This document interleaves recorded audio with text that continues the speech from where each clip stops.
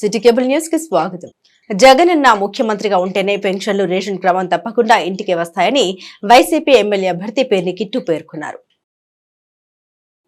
ఇచ్చిన మాట నిలబెట్టుకునే జగనన్న ముఖ్యమంత్రిగా ఉంటేనే పెన్షన్లు రేషన్ క్రమం తప్పకుండా ఇంటికే చేరుకుంటాయని, అమ్మఒడి చేయుత తదితర పథకాలు డబ్బులు మహిళల ఖాతాల్లో టంచనుగా పడతాయని వైసీపీ ఎమ్మెల్యే అభ్యర్థి పేర్ని కిట్టు పేర్కొన్నారు.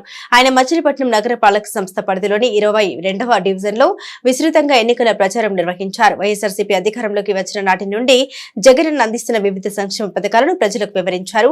సీఎం వైఎస్ జగన్మోహన్ రెడ్డితోనే అభివృద్ధి సంక్షేమ పథకాల లబ్ధి చేకూరుతుందని అన్నారు.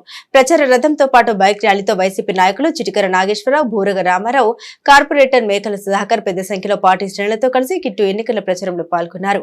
ఈ సందర్భంగా ఆయన మాట్లాడుతూ రాజకీయాలకు అతీతంగా సంక్షేమ పథకాలు అర్హులందరికీ జగనన్న ప్రభుత్వం అందించిందని చెప్పారు. రానున్న ఎన్నికల్లో ఎమ్మెల్యేగా తనను, ఎంపీగా డాక్టర్ సింహాద్రి చంద్రశేఖర్ ను భారీ మెజార్టీతో గెలిపించాలన్నారు. ఈ కార్యక్రమంలో మార్కెట్ యార్డ్ మాజీ చైర్మన్ అబ్బాజా, మున్సిపల్ మాజీ చైర్మన్ శిలార్ దాత తదితరులు పాల్గొన్నారు.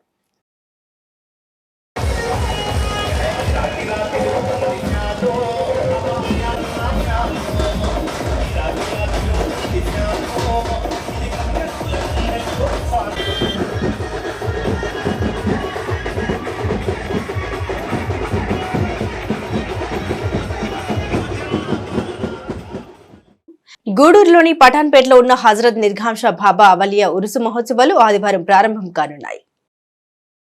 గూడూరులోని పఠాన్పేటలో ఉన్న హజరత్ నిర్గాంష బాబా అవలియా ఉరుసు మహోత్సవాలు ఆదివారం ప్రారంభం కానున్నాయి. 2 రోజుల పాటు జరిగే ఈ ఉత్సవాలకు సంబంధించి కరపత్రాన్ని నిర్వాహకులు విడుదల చేశారు. ఈ సందర్భంగా దర్గా ప్రెసిడెంట్ యాసిర్ మాట్లాడుతూ ఆదివారం రాత్రి 10 గంటలకు ఉరుసు ఊరేగింపు నిర్వహిస్తామని, సోమవారం రాత్రి 10 గంటలకు గొప్ప ఖవాలి కార్యక్రమం ఏర్పాటు చేశామని, గూడూరు పరిసర ప్రాంత ప్రజలు ఈ కార్యక్రమాన్ని విజయప్రదం చేసి బాబాకి మొక్కుబడులు చెల్లించుకోవాల్సిందిగా ఆయన విజ్ఞప్తి చేశారు. గూడూరు మండలం పటాన్పేటలో విచ్చేసి ఉన్న హజరత్ నిర్గన్ బాబా గారి ఉరుసు మహోత్సవాలు ఈ నెల 5/5/2024 ఆదివారం అనగా సాయంత్రం ఉరుసు ఊరేగింపు, 6/5/2024 అనగా సోమవారం సాయంత్రం గొప్ప కాంపిటీషన్ కవాళీ ప్రోగ్రాం. తామెల్లరూ విరివిరిగా పాల్గొని తమ తమ మొక్కుబడులు విరాళములు ఇచ్చి బాబాగారి ఉరుసు మహోత్సవాన్ని జయప్రదం చేస్తామని కోరుతున్నాం. నమస్కారం. మచిలీపట్నంలో ఏర్పాటు చేసిన పోస్టల్ బ్యాలెట్ ఫెసిలిటేషన్ సెంటర్ వద్ద ఉద్యోగులు ఆందోళన చేపట్టారు. చిలకలపూడి పాండురంగ హైస్కూల్ వద్ద ఏర్పాటు చేసిన ఫెసిలిటేషన్ సెంటర్ వద్ద ఓటు వేసేందుకు వచ్చిన అంతర్జిల్లా ప్రభుత్వ ఉద్యోగులు ఆందోళనకు దిగారు.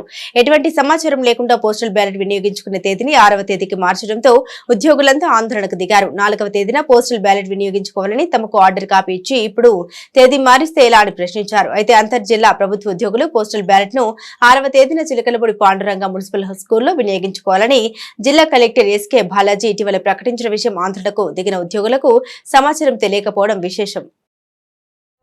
మీరు ఎక్కడెక్కడ వచ్చినట్టు పోండి అంటే చిన్నపిల్లలమా? మేము గుడివాడ నుంచి వచ్చామండి. గుడివల్లేరు మండలం, గుడివాడ. నేను ఏలూరు జిల్లా అండి. నాది ఏలూరు జిల్లా, నూజివీడు. వేరే జిల్లా వాళ్ళకి ఇక్కడ పెట్టారు. వచ్చిన తర్వాత ఇక్కడ కాదన్నారు అనుకోండి, అంటే మేము ఓటు వేయడానికి ఎందుకు ఇట్లా ఎంప్లాయీస్ ఇలా ఇబ్బంది పెడితే ఏమొస్తుంది? లేకపోతే ఒకటే కన్ఫర్మ్ కరెక్ట్ డేట్ ఇవ్వాలి. 4వ ఒకసారి 6వ ఒకసారి ఇక్కడికి వచ్చాక 6వ తారీఖు అంటే ఏపీ వాళ్ళకి మిగిలిన వాళ్ళకి ఒక్కొక్కరికి ఓపీ వాళ్ళకి 5 అట్లా ఇచ్చారు కదా. ఎక్కడి నుంచి వచ్చారమ్మా? 47వ డివిజన్ లో ఇంటింటికి జనసేన టీడీపీ కార్యక్రమం నిర్వహించారు. ఈ కార్యక్రమంలో జనసేన టీడీపీ శ్రేణులు పాల్గొన్నారు. 47వ division Janasena party incharge Mohammed Shaheen Alla Madhava ఆధ్వర్యంలో ఇంటికి జనసేన టీడీపీ కార్యక్రమం నిర్వహించారు. ఈ కార్యక్రమంలో జనసేన పార్టీ నగర అధ్యక్షుడు గడ్డం రాజు, వైస్ ప్రెసిడెంట్ మహమ్మద్ సవీర్ పాల్గొన్నారు. ఈ సందర్భంగా గడ్డం రాజు మాట్లాడారు. మే 13న జరుగు ఎన్నికల్లో కూటమి పార్లమెంట్ అభ్యర్థి వల్లభనేని బాలశౌరి, మచిలీపట్నం అసెంబ్లీ అభ్యర్థి కొల్లు రవీంద్రను గెలిపించాలని కోరారు. పార్లమెంట్ అభివృద్ధికి, మచిలీపట్నం అభివృద్ధికి సహకరించాలని ఓటర్లను కోరారు. అలాగే ఓటర్లు తమ ఓటు ఏ పోలింగ్ స్టేషన్ లో ఉందో ముందుగానే తెలుసుకుని తమ ఓటు ఉన్న పోలింగ్ స్టేషన్ కు వెళ్లి ఓటు నమోదు చేసుకోవాలని కోరారు. ఈ కార్యక్రమంలో జనసేన టీడీపీ శ్రేణులు, కార్యకర్తలు తదితరులు పాల్గొన్నారు. నగరపాలక సంస్థ పరిధిలోని 47వ డివిజన్లో ఇంటింటికి తెలుగుదేశం జనసేన కార్యక్రమాన్ని ఇక్కడ డివిజన్ ఇన్ఛార్జీలు అయినటువంటి మహమ్మద్ షాహీనా గారు, ఆళ్ళ మాధవ గారి ఆధ్వర్యంలో ఇక్కడ నిర్వహించడం జరిగింది. ప్రతి ఇంటికి కూడా తిరుగుతూ ఓట్లను అభ్యర్థిస్తున్నాం. మంచి స్పందన అయితే ఉంది. ఈ రాష్ట్రంలో ఈ సైకో పాలన పోవాలి, బందరు అభివృద్ధి జరగాలి అంటే ఉమ్మడి ప్రభుత్వాన్ని ఆశీర్వదించాలని చెప్పి ప్రజలే వారి యొక్క మనోభావాన్ని తెలియపరుస్తున్నారు. ముఖ్యంగా ఓటర్లందరికీ కూడా తెలియజేసేది ఒకటే, రానున్నటువంటి మే 13 సోమవారం జరగనున్నటువంటి ఎన్నికల సంగ్రామంలో ప్రతి ఓటర్కి కూడా 2 ఓట్లు ఉంటాయి. మర్చిపోమాకండి, ప్రతి ఒక్కరికి కూడా 2 ఓట్లు ఉంటాయి. మొదటి ఓటు పార్లమెంట్ అభ్యర్థికి సంబంధించిన ఓటు. మరి మచిలీపట్నం పార్లమెంట్ అభ్యర్థిగా వల్లభనేని బాలశౌరి గారు గాజు గ్లాసు గుర్తుపై పోటీ చేస్తున్నారు. వారి ఎన్నికల గుర్తు గాజు గ్లాసు. వరుస సంఖ్యలో 6 ఉంటుంది. 6 పక్కనే గాజు గ్లాసు ఉంటుంది. మొదటి ఓటును గాజు గ్లాసు వేయమని చెప్పి, అలాగే రెండో ఓటు అసెంబ్లీ అభ్యర్థిగా కొల్లు రవీంద్ర గారు పోటీ చేస్తున్నారు. రెండో ఓటు వరుస సంఖ్యలో 2లో ఉంటుంది, సైకిల్ గుర్తు. రవీంద్ర గారికి కూడా సైకిల్ గుర్తుపై ఓటు వేసి మచిలీపట్నం పార్లమెంట్ అభివృద్ధికి, బందరు అభివృద్ధికి కూడా సహకరించాలని చెప్పి ఓటర్లందరికీ కూడా తెలియజేసుకుంటున్నాం. మరి ఈ సందర్భంగా మీ అందరికీ తెలియజేసేది, ఈరోజు 47 డివిజన్కి నేను మాధవ్ గారు ఇద్దరం కలిసి కార్యక్రమం పెట్టామండి. 47 డివిజన్ నుంచి మంచి స్పందన, మేము ఇప్పటివరకు తిరిగిన కాడ నుంచి మంచి స్పందన ఉందండి. అందరూ చాలా యాక్టివ్గా ఉన్నారు. అందుకని చెప్పేసి మొదటి ఓటు ఏమో బాలశౌరి గారికి, రెండో ఓటు ఏమండి కుల్లు రవీంద్ర గారికి. మొదటి ఓటు బాలశౌరి గారికి 6వ నెంబర్లో ఉందండి. గాజు గ్లాస్కి ఓటు వేసి గెలిపించాలని కోరుతున్నామండి. సెకండ్ ఓటు కుల్లు రవీంద్ర గారిదండి, అతని నెంబరు 2వ నెంబర్ అండి. అందుకనే ప్రతి మనిషికి 2 ఓట్లు ఉంటాయండి. ఫస్ట్ ఓటు ఏమో 6వ నెంబర్ అండి బాలశౌరి గారికి, సెకండ్ నెంబర్ అండి కుల్లు రవీంద్ర గారికి. ఈ 2 ఓట్లు వేసి మీరు దయచేసి గెలిపించి అందరూ కలిసి కొంచెం అఖండ విజయంగా పోరాడిచ్చేసి గెలిపించి మాకు మా రాష్ట్రానికి అందరు కలిసి గెలిపిస్తే ప్రతి ఇది పూర్తి చేస్తారని, పోటీ విషయంలో అయినా దేని గురించి అయినా మీకు మంచి స్పందన ఉంటుందని మేము అందరం కలిసి పోరాడుతున్నామండి. అందుకని మా కష్టానికి మీరు ఇది చేసి మీరు కూడా కొంచెం సుఖపడేటట్టు.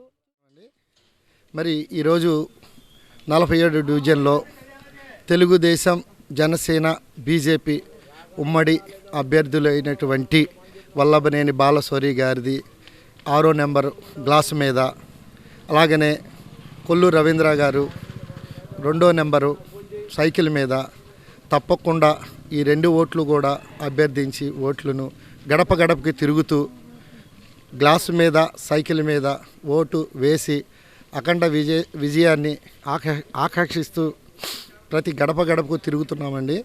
ప్రజల్లో మంచి స్పందన ఉందండి. ఈ యొక్క అరాచక పాలనకి దగ్గరలో ఉందండి.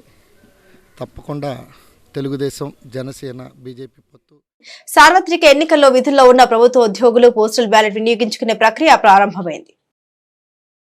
నోబుల్ కాలేజీలో ఏర్పాటు చేసిన ఫెసిలిటేషన్ సెంటర్లో ఉద్యోగులు తమ పోస్టల్ బ్యాలెట్ వినియోగించుకుంటున్నారు. జిల్లాలో పోలింగ్ విధులు కేటాయించిన ఉద్యోగులు, డ్రైవర్లు, వీడియోగ్రాఫర్లు, పోలీసు సిబ్బంది పోస్టల్ బ్యాలెట్ సౌకర్యాన్ని ఎన్నికల సంఘం కల్పించింది. ఇందుకోసం ఈ నెల 4, 5, 6 తేదీలో ఫెసిలిటేషన్ సెంటర్ ఏర్పాటు చేశారు. ఈ 4వ తేదీ పీఓలు, ఏపీఓలు, మైక్రో అబ్జర్వర్లకు, 5వ తేదీ ఏపీ ఓపీఓలకు, 6వ తేదీ పోలీసు సిబ్బంది, ఎసెన్షియల్ సర్వీసెస్ డ్రైవర్లు, వీడియోగ్రాఫర్లు తదితరులకు ఆయా అసెంబ్లీ నియోజకవర్గాల హెడ్ క్వార్టర్స్ లో ఫెసిలిటేషన్ సెంటర్లు ఏర్పాటు చేశారు. ఈ నెల 7వ తేదీ, 8వ తేదీలో నిరంతరం ఫెసిలిటీ కేంద్రాలను రిటర్నింగ్ అధికారుల వద్ద ఏర్పాటు చేస్తున్నామని, ఎవరైనా ఇంకను తప్పిపోయి ఉంటే తప్పిపోయిన ఓటర్లు కానీ, సిబ్బంది కానీ పోస్టల్ బ్యాలెట్ వినియోగించుకోవచ్చని అధికారులు తెలిపారు. పోస్టల్ బ్యాలెట్ సౌకర్యం వినియోగించుకునే వారికి ఏ నియోజకవర్గంలో ఓటు ఉందో అదే చోట పోస్టల్ ఓటింగ్ సద్వినియోగం చేసుకోవాలని అధికారులు సూచిస్తున్నారు. ప్రతి కుటుంబంలో మేలు జరిగిందంటేనే వైసీపీకి ఓటు వేయాలని పెడన వైసీపీ ఎమ్మెల్యే అభ్యర్థి ఉప్పల రాము అన్నారు.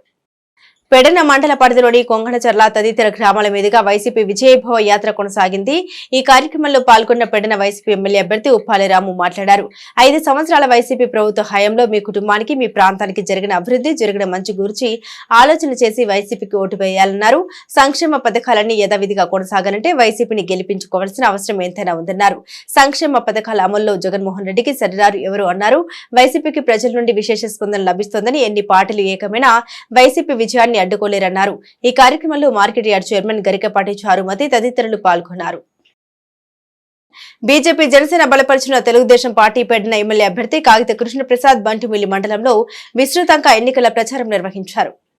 బంటుమిల్లి మండలం పెంతూరు గ్రామం నుండి రామనుమోడి, నాగన్న చెరువు, మల్లంపొడి, చోరంపొడి, మల్లుపరు తదితర గ్రామాల్లో బీజేపీ జనసేన బలపరిచిన తెలుగుదేశం పార్టీ పెట్టిన ఎమ్మెల్యే అభ్యర్థి కాగిత కృష్ణప్రసాద్ రోడ్ షో నిర్వహించారు. ద్విచక్ర వాహనాలతో భారీ ర్యాలీగా ఈ రోడ్ షో కొనసాగింది. ఈ సందర్భంగా కృష్ణప్రసాద్ మాట్లాడుతూ ముఖ్యంగా తాగేందుకు మంచినీటి కుళాయి ప్రతి ఇంటికి కల్పిస్తామని, ఈ ప్రాంతం రైతులకు 2 పంటలు పండించుకునేందుకు సాగునీరు ఇస్తారని, తను ఎమ్మెల్యేగా గెలిచిన వెంటనే గ్రామాల్లోని సమస్యల్ని పరిష్కరిస్తామని హామీ ఇచ్చారు.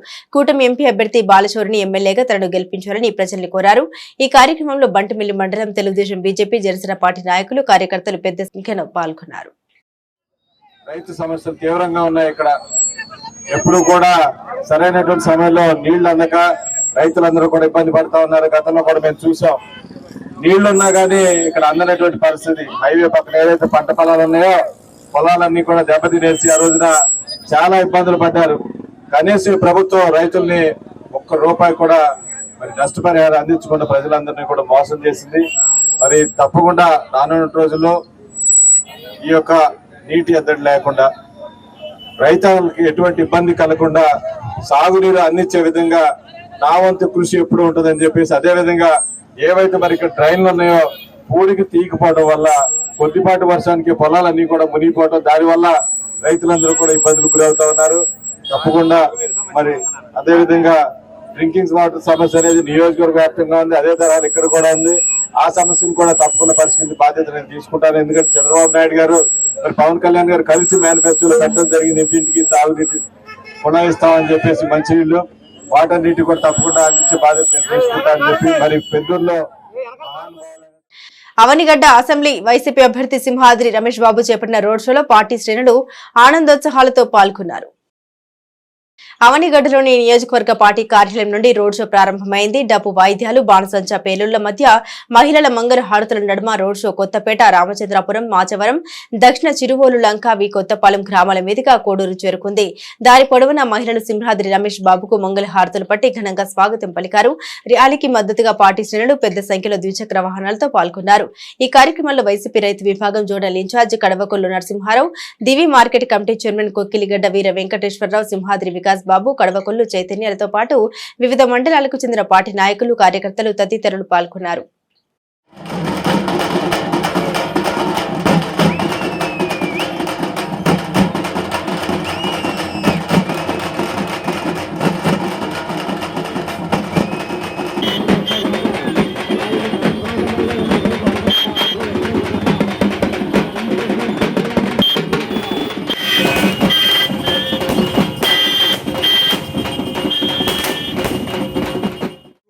ప్రచారం అంటున్నారు కానీ మీరు ప్రచారం రోజు చేస్తున్నాను. ఈ రోజు నుంచి రోడ్ షో బిగిన్ అవుతుంది.